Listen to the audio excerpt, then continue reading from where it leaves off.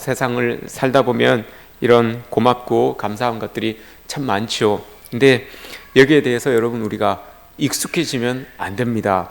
하나님께 감사해야 되는 것들, 또 고마운 것들에 대해서 우리가 익숙해지다 보면 그것을 너무 당연하게 생각합니다. 그렇게 고마웠던 것들이, 그렇게 감사했던 것들이 너무 이게 당연한 게 되는 거죠. 우리가 모두가 다 감사의 열매들인데 이걸 당연하게 생각하다 보면 여러분 당연하게 생각해요. 감사를 잊게 되면 너무 익숙하게 생각하면 너무 당연하게 생각합니다.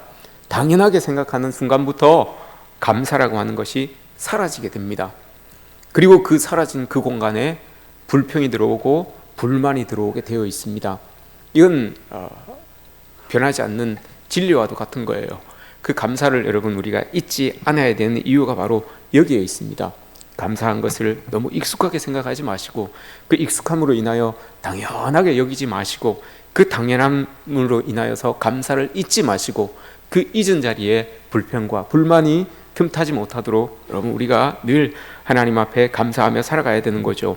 우리 신앙의 본질적인 그 모습은 기억과 기대입니다. 기억하는 것과 기대입니다. 무엇을 기억합니까, 여러분?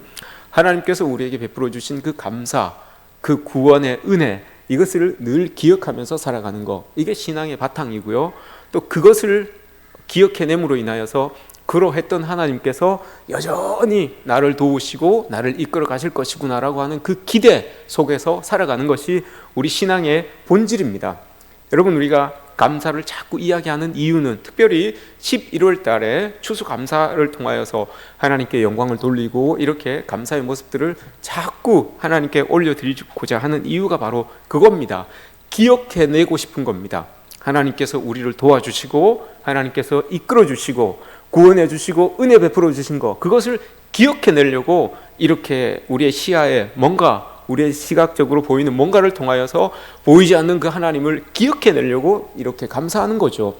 그렇게 기억해낸 그 하나님을 붙들고 또 내년 추수감사 때까지 그렇게 기대하면서 하나님을 기대하면서 그렇게 우리가 살아가는 겁니다. 그래서 여러분 우리가 하나님 앞에 이렇게 감사의 절기로 하나님께 감사를 드리는 거죠. 오늘 여러분 이 순간도 우리를 인도해 주신 그 하나님께 영광을 돌리고 그 하나님을 기억해내신 그 하나님을 또 앞으로도 기대하면서 믿음으로 나아가시기를 주님의 이름으로 축복합니다. 오늘 우리 읽은 시편 136편, 여기에는 여러분 별칭이 있어요. 위대한 할렐루야, 이게 이제 136편 시의 제목입니다. 위대한 할렐루야라는 이 시의 제목이 이렇게 붙어져 있습니다. 유대 백성들이 성전에 올라오면서 하나님 앞에 예배를 드릴 때 성전에 이제 찬양대가 있잖아요. 성전에 찬양대가 있는데 그 찬양대들이 이 성도들이 다 올라와서 착석할 때까지, 예배가 이제 하나님 앞에 본격적으로 탁 시작될 때까지 계속해서 이 찬양을 부르는 거예요. 이 136편의 찬양을 부르는 겁니다. 근데 이 찬양이 어떤 찬양인가 하면 오늘 우리 특송해 주신 이 분들이 계시죠? 특송하셨는데 저는 처음에 뒷부분 말고 앞부분을 이렇게 듣고 있을 때 이게 반주가 없이 그레고리안 찬트구나 이렇게 생각을 했어요. 그냥 반주 없이 왜 하는 찬양 있잖아요. 그 찬양처럼 들렸어요. 그래서 이분들이 오늘 이 설교를 알고 있나 이 생각을 했어요. 136편의 찬양이 이렇게 올려지는 거예요. 반주 없이 찬양대가 먼저 선창을 합니다. 찬양대가 먼저 이렇게 선창을 합니다. 예를 들어서 오늘 우리가 읽은 본문은 우리를 비천한 가운데서 기억해 주신 이에게 감사하라. 그러면 앉아있는 회중들이 화답을 합니다. 뭐라고 여러분 화답을 했겠습니까? 136편이에요. 시편 136편 뒤에 그 인자하심이 영원하미로다 이렇게 화답을 하는 거예요. 그걸 26번을 하는 거죠. 26절까지 있으니까 26번. 찬양대가 1절부터 그렇게 하는 거예요. 계속 여호와께 감사하라 그는 선하시며. 그럼 회중들은 뭐라고 반응을 합니까? 그 인자하심이 영원하미로다. 외우셨습니까? 그 인자하심이 영원하미로다. 외우셨습니까? 한번 해보겠습니다. 눈 감고 한번 해보십시오. 그 인자하심이 영원하미로다. 외우셨죠? 자, 그럼 우리도 이제 한번 해보겠습니다. 우리도 한번 하나님께 한번 해보겠습니다. 저는 26절을 다 외우지 못하니까 저는 보고 하겠습니다. 여러분들은 외우셔서 하십시오. 그 인자하심이 영원함이로다. 이것만 하면 됩니다. 딱 우리가 한 두 개만 해보겠습니다. 해로 낮을 주관하신 이에게 감사하라. 홍해를 가르신 이에게 감사하라. 우리를 우리의 대적에게서 건지신 이에게 감사하라. 아멘. 이렇게 여러분 주고받았던 거예요. 하나님의 이 감사를, 하나님의 은혜를 생각하며 이렇게 주고받았던 그런 이 내용의 찬양시입니다. 근데 이 136편의 찬양시에는 역사적인 그런 에피소드가 담겨져 있습니다. 우리가 사도행전 18장에 보면 여러분 알렉산드리아라고 하는 지명이 나옵니다. 이게 애굽 위쪽에 있는 지역인데 알렉산드리아의 아볼로라고 하는 사람이 사도행전 18장에 보면 나오죠. 근데 거기는 학문과 지성이 뛰어난 그런 이 도시가 알렉산드리아예요. 그래서 아볼로도 보면 언변이 뛰어나고 성경에 대해서 박학다식한 사람이다라고 이렇게 사도행전 18장에 기록을 하고 있습니다. 근데 그 알렉산드리아의 최초의 교부가 우리가 잘 아는 젊은 분들은 좀 아실 거예요. 아타나시우스라고 하는 교부가 있어요. 이 사람이 이 역사학적으로, 교회 역사학적으로 아주 중요한 위치에 있는 사람인데, 아타나시우스라고 하는 이 교부가 그 알렉산드리아시에서 교회를 이렇게 이제 담임하고 있었어요. 작은 교회에 담임을 하고 있었는데, 이건 실화입니다. 담임을 하고 있었는데 주 386년 정도입니다. 철야 시간이었어요. 당시만 해도 이교도 정부가 기독교를 상당히 박해했던 그런 이제 모습들이 많았습니다. 그러니 이 예배 드리는 게 참 쉽지 않았어요. 철야를 이렇게 드리고 있었는데, 철야 예배를 드리고 있었는데 그 이교도 군인들이 이제 교회를 이렇게 둘러싸기 시작한 거예요. 둘러싸는데 그걸 아타나시우스가 딱 안 거죠. 이렇게 사람들이 막 왔다 갔다 하고 이 군병들이 왔다 갔다 하니까 이제 큰일 났다 이 생각을 했어요. 그래서 아타나시우스가 그 성도들에게 이렇게 제안을 합니다. 여러분, 이제 우리 그 자리에서 한번 다 일어나 보십시오. 다 일어났어요. 다 일어나서 이제 저와 함께 하나님을 찬양합시다 라고 하면서 이 찬양을 하는 거예요. 근데 그 성도들의 눈에도 교회를 둘러싸는 그 군병들이 보이기 시작하는 거예요. 창을 들고 칼을 들고 막 이렇게 군복을 입은 군병들이 교회를 딱 둘러싸는 모습들이 이 교인들에게 보여지는 거예요. 이제 자기의 입술로 하나님에 대한 고백들이 나오기 시작하면 이제 군병들에 의해서 이제 잡혀가게 되는 그런 상황이 곧 펼쳐지는 거예요. 그러니까 일어나서 아타나시우스가 찬양을 합시다. 우리 하나님께 찬양을 돌립시다 라고 이제 찬양을 합니다. 그게 오늘 136편이에요. 그걸 막 합니다. 오늘 우리가 읽은 말씀처럼 우리를 우리의 대적에게서 건지신 이에게 감사합시다 라고 하면 그 성도들이 그 인자하심이 영원합니다 라고 이렇게 주고받고 이렇게 합니다. 우리를 비천한 가운데서 기억해 주신 하나님께 감사합시다 라고 하면 거기서 또 그 인자하심이 영원합니다 라고 이렇게 주고받는 거예요. 그 인자하심이 한 건 찬양이라고 한 건 그 인자하심이 영원합니다 이거밖에 안 한 거예요. 그런데 그렇게 5번, 6번, 10번, 15번 그렇게 그 인자하심이 영원합니다 라고 그렇게 고백을 하는데 한 사람 한 사람 여러분 눈물이 터지기 시작하는 거예요. 목소리는 더 커지고 그 인자하심이 영원합니다 라고 막 부르짖는 거예요. 그러니 교회 문이 쫙 열리더니 군병들이 쫙 들어옵니다.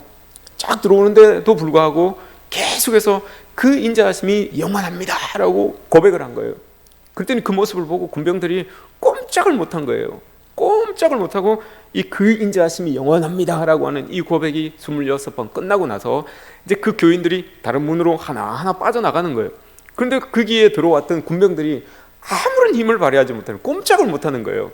그걸 보면서도, 교인들이 빠져나가는 걸 보면서도 그 군병들이 꼼짝을 못하는 거예요. 다 빠져나갔어요. 아타나시우스도 다 빠져나갔어요. 고백하기를 하나님께서 그들을 탁 막으셨구나. 그 인자하심이 영원하신 하나님께서 그들을 움직이지 못하도록 막으셨구나라고 이렇게 고백을 해요.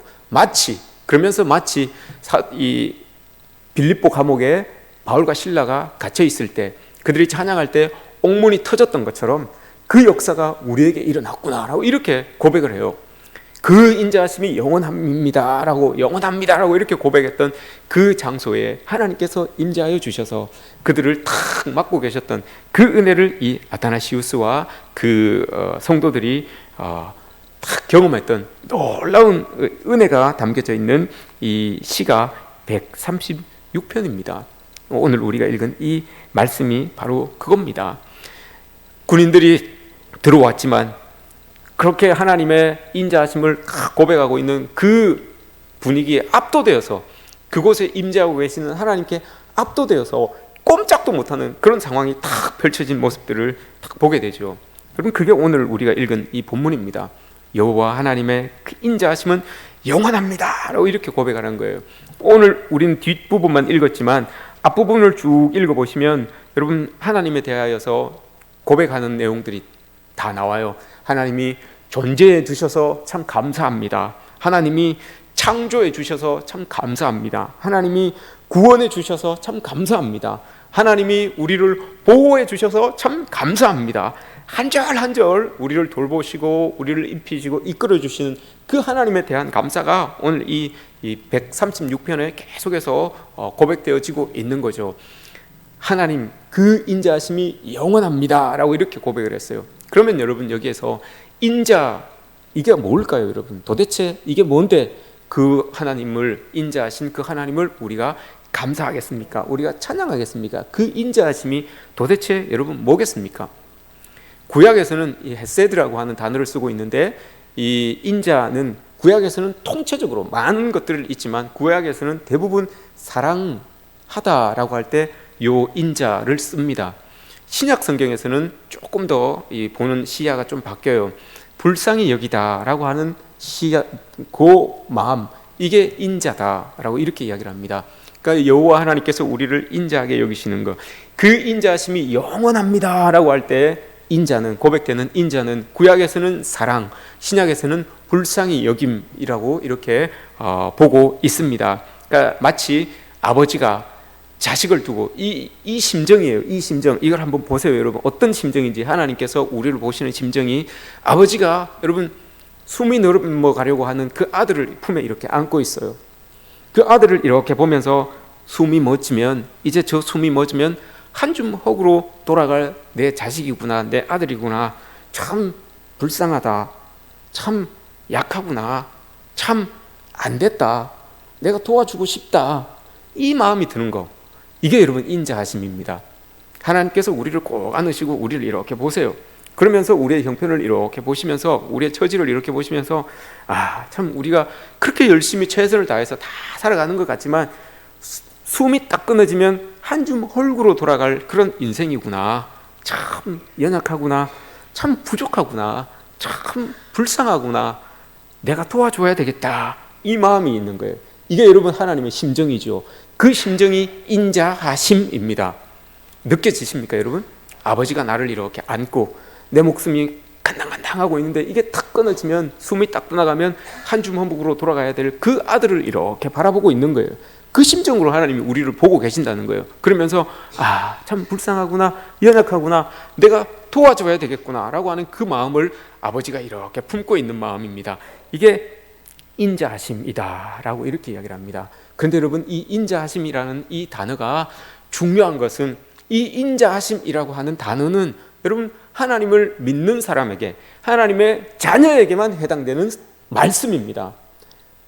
세상에 하나님을 모르는 사람들, 예수 그리스도를 믿지 않는 사람들에게는 여러분 이 인자하심이라는 단어가 해당이 되지 않아요. 안타깝지만 하나님이 여러분 온 천지 만물을 다 사랑하는 사람인데 어떻게 믿는 사람에게만 이 인자하심을 더해 주시고 믿지 않는 사람에게는 그 인자하심을 안 내려 주십니까? 이렇게 질문을 할 수도 있어요. 그런데 하나님을 믿지 않는 사람들에게는 이 인자하심과 이 인자하심과 비슷한 단어를 그들에게 사용하십니다. 그게 뭔가 하면 오래 참으심입니다. 오래 참으심. 오래 참으시면서 우리 성경에도 기록한 것처럼 그들에게도, 악한 사람들에게도, 여러분 선한 사람들에게도 동일하게 일반 은총으로 해를 비춰주시고 비를 내려주시는 그 은혜, 그게 일반 은총이고 그게 여러분 오래 참아주심입니다. 오래 참으심이에요. 그렇다고 하나님 믿지 않는다고 해서 비도 안 내려주시고 햇빛도 안 주시는 그런 하나님이 아니라 일반 은총으로 그들에게도 다 내려주시는 거예요. 그런데 인자하심이라고 하는 것은 그들이 그렇게 오래 참아주셨던 그들이 하나님 안으로 들어올 때, 하나님의 자녀로 들어올 때 그 인자하심이 그들에게 더 펼쳐지게 되는 겁니다. 아버지가 자식을 품고 마음속에 느끼는 그 심정을 그때서야 그들이 아버지 안으로 들어올 때, 하나님 안으로 들어올 때 그 인자하심이 그들에게 펼쳐지는 거예요. 그럼 여러분, 우리는 그 인자하심을 그렇게 본다면 우리는 그 하나님의 인자하심을 다 누리면서 다 받고 지금 여기에 앉아 있는 거예요. 이 인자하심을, 하나님을 모르는 사람들, 예수 그리스도를 고백하지 못하는 사람들은 이걸 느끼지 못하는 거예요. 이게 여러분 얼마나 안타까운 겁니까? 그래서 여러분, 하나님은 오래 기다리시고 오래 참으시는 이유가 그거예요. 어떻게든 한 명이라도 더 그 인자하심 속으로, 하나님의 인자하심 속으로 들어오게 만들기 위해서 오래 참아주시는 이유가 바로 그겁니다. 우리는 그 오래 참음에서 이 안으로 들어와서 하나님의 인자하심을 느끼고 있는 그런 사람들이라는 거죠. 그 인자하심을 여러분, 하나님께서 구체적으로 보여주시는 모습들이 오늘 우리가 읽은 본문입니다. 첫 번째, 비천한 가운데서 우리를 기억해 주셨어요. 그 인자하심으로 인하여서 하나님이 우리를 참 불쌍히 여기시는 아버지의 심정으로 우리를 이렇게 봐주심으로 말미암아서 첫 번째 생겨지는 것이 비천한 가운데서도 우리를 기억해 주신다는 거예요. 이게 여러분 어떤 의미입니까? 우리가 지난 날들을 이렇게 생각해보면 참 비참한 일들을 참 많이 당했을 거예요. 비참한 일들 한두 번 겪어보지 않은 사람들이 없을 거예요. 사람으로 인해서, 어떤 하는 일로 인해서, 사업으로 인해서, 뭐 이런저런 일들로 인하여서 여러분 비천함을 경험할 때가 참 많았을 거예요. 마치 뭐 사람들의 발에 밟히는 그런 조약돌처럼 그렇게 취급받았을 때도 있었을 거예요. 가랑잎처럼 그렇게 사람의 발에 밟혀서 부스러지는 그런 느낌을 받았을 때도 참 많았을 거예요. 참 힘들어서 일어나지 못하고 너무너무 초라해져서 너무너무 부끄러워서 또 때로는 너무너무 고통스러워서 그 실패의 잔을 마시고 싶지 않지만 그걸 마시면서 골방에 들어가 하나님 앞에 눈물을 흘리며 그런 이 비참함을 맛보았을 때도 여러분 우리가 인생 가운데서 아마 있었을 겁니다. 성경에도 여러분 그런 인물들이 참 많습니다. 아브라함도, 요셉도, 야곱도, 모세도, 다윗도, 베드로도, 바울도, 심지어 예수님도 여러분 그런 모습들을 다 한 번씩, 한두 번씩 다 겪었어요. 그리고 여러분 거기에서 끝난 것이 아니라 그것으로 인하여서 그들이 아브라함이 아브라함답게 설 수 있었고, 요셉이 요셉답게, 모세가 모세답게, 베드로가 베드로답게, 바울이 바울답게 그런 일들을 통하여서 그 비천한 자리에서 여러분 일어나서 그들이 정말 답게, 그리스도인답게 설 수가 있었다는 거죠. 그게 여러분 어떻게 가능했겠습니까? 그 비천함 가운데서도 우리를 기억했기 때문에, 하나님께서 우리를 기억해 주셨기 때문에 그럴 수 있었다는 겁니다. 기억해 주신다라는 의미가 여러분 어떤 의미입니까? 함께 하신다는 의미예요. 하나님께서 우리가 비천에 처해 있는 상황 속에서도 하나님이 우리와 함께 해주셨기 때문에 그 자리에서 일어나서 내가 하나님의 사람답게 다시 살아갈 수 있게 된 것이고, 내가 아브라함답게, 내가 바울답게 살아갈 수 있게 되었다는 거예요. 하나님이 함께 해주심으로 말미암아. 근데 사람들은 여러분 그렇지 않아요. 우리가 비천에 처할 때 사람들은 다 떠나가요. 사람들은 다 떠나가요. 우리가 기울기 시작하면 여러분 사람들은 다 떠나가요. 그 많던 사람들이 다 떠나가지만 하나님은 그렇지 않다고 하잖아요. 우리를 긍휼히 여기시고 그 인자하심이 풍성하시기 때문에 그 하나님은 우리를 떠나지 않으세요.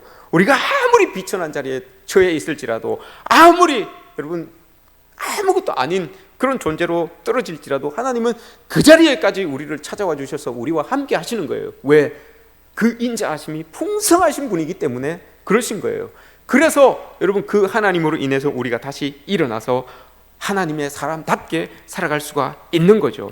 그렇게 하나님이 나의 그 비천한 자리에 찾아와 주셔서 깜깜하게 닫혀 있었던 내 마음을 여러분 열어주시는 거예요. 그래서 그 열린 마음으로 하나님을 부르짖는 거죠. 하나님, 그 인자하심이 풍성하신 하나님을 부르짖는 거예요. 그렇게 하나님을 부르짖을 수 있는 그 마음을 여러분 우리에게 허락하여 주시는 그 하나님입니다. 그럴 때 여러분 우리의 그 비천에 처하게 만들었던 그 슬픔이 변하여서 기쁨이 되는 것이고, 그 비천의 자리에 처하게 만들었던 그 아픔과 그 고통이 여러분 변하여서 이제는 환희의 띠를 띠고 하나님 앞에 춤을 추게 만드는 그런 것으로 바뀌어지게 되는 거죠. 그렇게 여러분 하나님은 우리를 비천한 자리에서 이끌어내어서 하나님의 사람답게 살아가게 만드는 것입니다. 하나님의 인자하심이 풍성하기 때문에, 그 인자하심이 많으신 그 하나님이 우리와 함께 하시기 때문에 그런 일들이 일어날 수 있다는 거죠. 두 번째는 여러분, 대적에게서 우리를 건져주셨다라고 해요. 하나님의 인자하심이 풍성하기 때문에.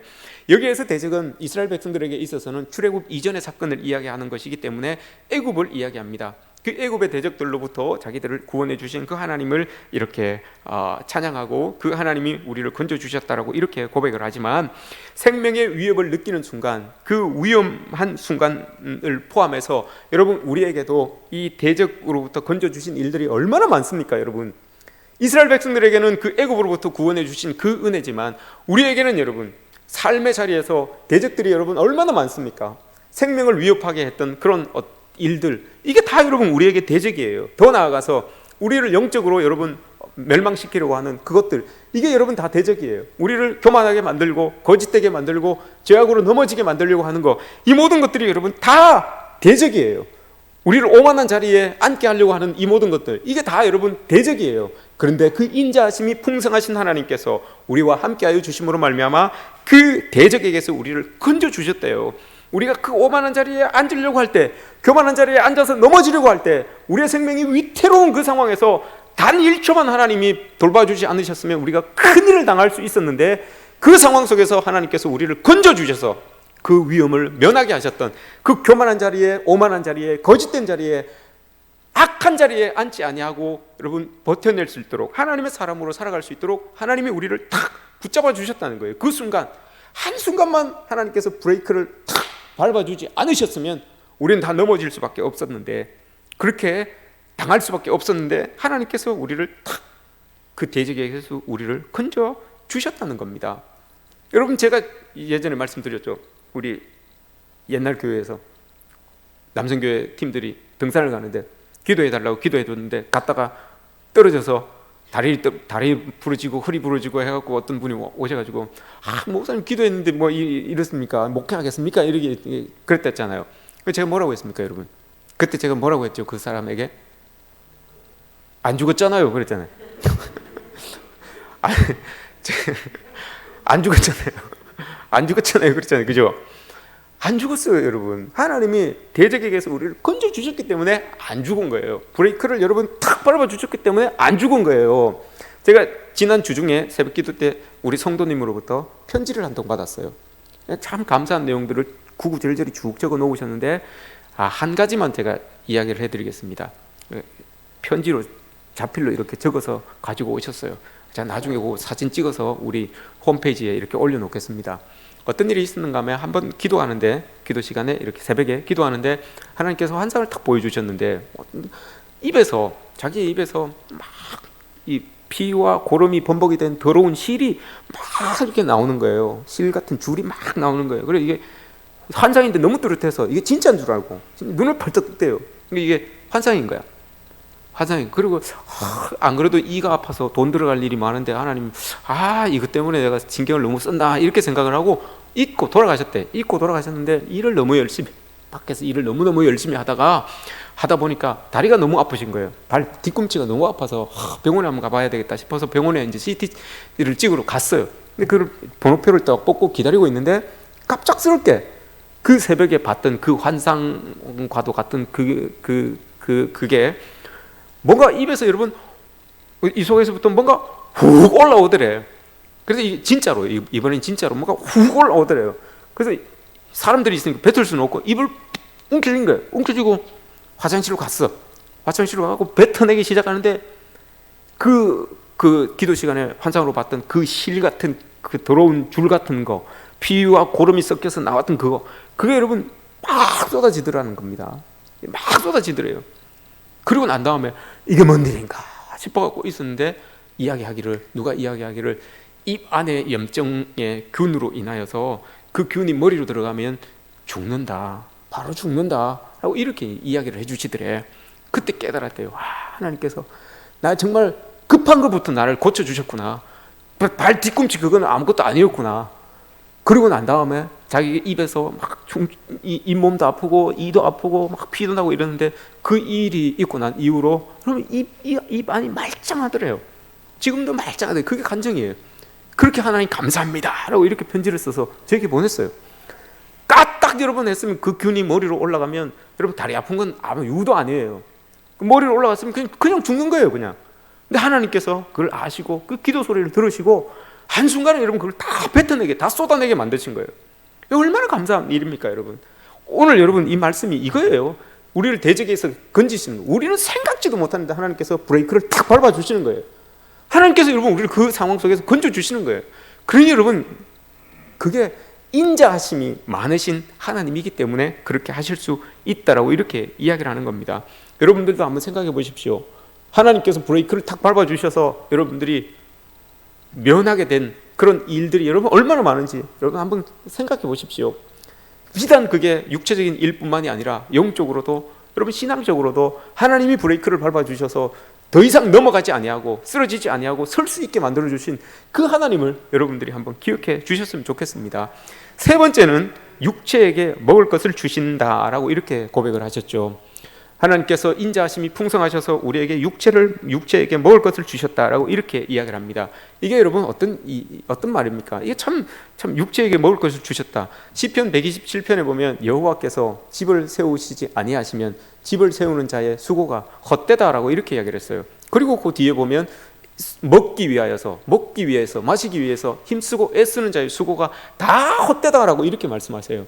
하나님이 돌봐주지 않으시면, 인자하신 여러분 하나님이 돌봐주지 아니하시면 아무리 여러분 우리가 애쓰고 수고해도 먹을 것이 생기지 않는다는 거예요.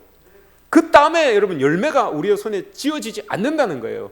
그런데 하나님께서 우리를 긍휼히 여기셔서 인자하신 그 하나님께서 우리를 그렇게 품에 안고 돌봐주시기 때문에 우리가 일하는 대로 애쓰고 힘쓰는 대로 우리의 손에 열매들이 주어지게 만들어 주신다라고 하는 그 고백이 바로 이거예요. 여러분 얼마나 여러분 고맙습니까? 얼마나 여러분 감사합니까? 이런 것들을 여러분 우리가 감사해야 되는 것 아니겠습니까? 우리 지금 전 세계가 어렵죠. 전 세계가 여러분 코로나로 인해서 힘듭니다. 그럼에도 불구하고 여러분 우리나라는 참 대단하지 않습니까? 최고의 방역 시스템을 가지고 여러분 그래도 어떻게든 꾸역꾸역 막아내고 있어요. 얼마나 대단합니까? 이제 이 백신만 나오게 되면 여러분 아마 세계에 기록될 거예요. 이 작은 대한민국이라고 하는 나라가 이런 어려움을 참 잘 이겨냈다라고 아마 기록될 거예요. 이런 것들 여러분 우리가 감사하면서 살아가야 되는 것 아니겠습니까? 작은 것이지만 나에게 직접적으로 다가오는 건 없는 것처럼 그렇게 느껴지지만 이런 것들도 여러분 우리가 감사하면서 살아가야 되는 거예요. 이 나라 안에서, 이 작은 나라 안에서 하나님을 이렇게 자유롭게 믿으며 신앙생활을 할 수 있는 우리의 모습이 있다는 거, 여러분 이런 것들을 감사해야 돼요. 하나님이 지켜주지 아니하시면 모든 것들이 다 헛일이에요. 하나님 우리 나라를 지켜주지 않으시면 여러분 헛일이에요. 아무것도 안 돼요. 근데 이런 일들을, 돌아가는 일들을 보면 그래도 기도하는 사람들이 많기 때문에 하나님께서 인자하심으로 우리 나라를 보호해 주고 계시는구나라는 걸 우리가 느낄 수 있는 거죠. 이런 것들이 다 감사의 제목입니다. 우리 가정의 감사, 개인의 감사, 다 감사의 제목이죠. 우리나라에서 15년간 외국인인데 우리나라에서 15년간 기자로 활동했던 사람이 있습니다. 이 사람이 마이클 브린이라는 사람인데 영국 기자예요. 한국에서 15년 동안 기자 생활을 하면서 한국에 대해서 자기가 느낀 점을 이렇게 기술을 했어요. 책으로 만들었는데 그 책에 여러분 이런 내용이 있어요. 여러분 한번 들어보세요. 그 외국 기자가 본 한국의 모습입니다. 한국에는 부패와 조급성과 당파성 등 여러 가지 문제가 많지만 그러나 그들이 생각하는 것보다 좋은 것들이 훨씬 많은 훌륭한 민족이다. 첫 번째, 국민 IQ가 평균 105를 넘는 유일한 나라이다. 우리 평균이 여러분 IQ 105가 넘는데요. 우리나라 사람들 평균이 105가 넘는데요. 그때 또 생각하시고 아이씨 나는 평균 미달이네 또 이렇게 생각하지 마시고 그 외국인이 봤을 때 그렇다는 거예요. 제가 여러분 한 5명은 커버해 드릴 수 있겠네요. 저도 IQ가 좀 105는 넘어가니까 제가 한 5명 커버해 드리겠습니다. 예. 첫 번째 그거고요. 그리고 쭉 이어서 제가 한번 읽어 드리겠습니다. 평균 105를 넘는 유일한 나라이다. 일하는 시간은 세계 2위, 노는 시간은 세계 3위. 한마디로 세계에서 가장 열심히 일하고 가장 신나게 노는 나라다. 문맹률 1% 미만의 유일한 나라다. 미국과 제대로 전쟁으로 붙었을 때 3일 이상 버틸 수 있는 8개국 중에 한 나라다. 대단하지 않습니까, 여러분? 노약자 보호석이 있는 5개 국가 중에 한 나라다. 여성가족부가 있는 유일한 나라다. 세계 2위 경제대국 일본을 발톱의 때만큼도 여기지 않으며 맞습니까? 외국인이 봐도 이렇게 느낀대요, 여러분. 세계 2위 경제대국 일본을 발톱의 때만큼도 여기지 않으며 세계 4대 강국을 우습게 여기는 배짱 있는 나라다. 양놈, 외놈, 떼놈, 러시아놈, 무의식적으로 놈자를 붙여 4대 강국을 깔보는 습관이 있다. 이렇게. 그리고 그러나 약소국에게는 너무나 관대해서 아프리카 사람, 인도네시아 사람, 베트남 사람 등 이런 나라에는 놈자를 붙이지 않고 예우한다. 우리나라 사람들이에요. 한국인은 세계에서 가장 기가 센 민족이다. 한국의 독립운동사만 봐도 알 수 있다. 2차 대전 시 일본군에 학살당한 중국인이 3,200만이 넘었는데 한국인은 32,000이다. 그러나 중국인은 피학살자의 1000분의 1에 해당했지만 중국인들은 한 번도 일본 고위층을 테러한 적이 없다. 그러나 한국인은 이토 히로부미를 저격하고 천황에게 폭탄을 던지고 상해 일본군 장성 10여 명에게 윤봉길은 폭탄을 던져서 살상했다. 한국은 음악 수준이 가장 빠르게 발전했고 지하철 세계평가 1위로 가장 청결한 국가이다. 세계 봉사국 4위이며 가장 당시간에 IMF를 극복하여 세계를 경악시키기도 했다. 여자분들을 잘 들으십시오. 여자분들 유럽 통계 세계 여자 미모 순위 1위가 한국이다. 유럽 통계입니다. 유럽 통계. 미국이나 이런 데 가지 마시고 가시려면 여자분들은 여행하러 가시려면 유럽 쪽으로 가십시오. 미모가 한국 여인이 1위랍니다. 또 있습니다. 미국 여자 골퍼 프로 여자 골퍼 100위 중 30위 순위에 한국인이 든다. 30인이 그 100인 안에 든다.